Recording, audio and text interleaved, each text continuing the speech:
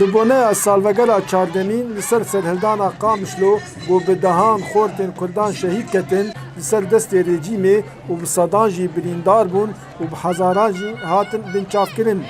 û her wiha ji bo şermezarkirina êrişa dewleta Tirkiyeyê li ser gelê Efrînê bi 10,000 şîniyên bajarê Qamişlo derketin xwepêşindaneke şermezariyê. Ji bo 12 Adarê û ji bo Efrînê.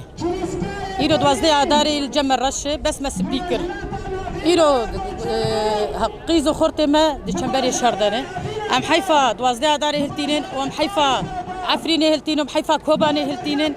دجمنا ما قارب ما وام حتى ام دلوبا خوينا ما داوي اميل بر خبدين واميل بر عفرينا خبدين وشري ملعبيجي دولة فاشست سوري حموزة روكيما شهيد خستين نصر تشتكي خۆپêşindan kom bûn li stada 12 Avdarê. Devera goçûnûska serhildana 12 Avdarê jê derket. Paşra berê xwedan konê mangirtinê yê gotpêşiya avahiya Yoînê hatibû vegirtin.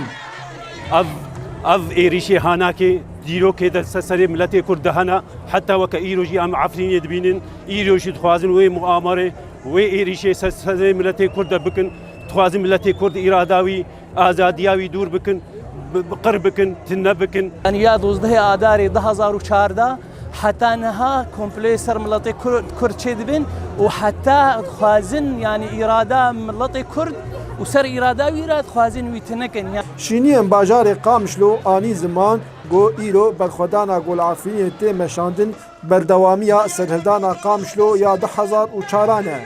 Dara berekat, Kutsatî News, Qamişlo.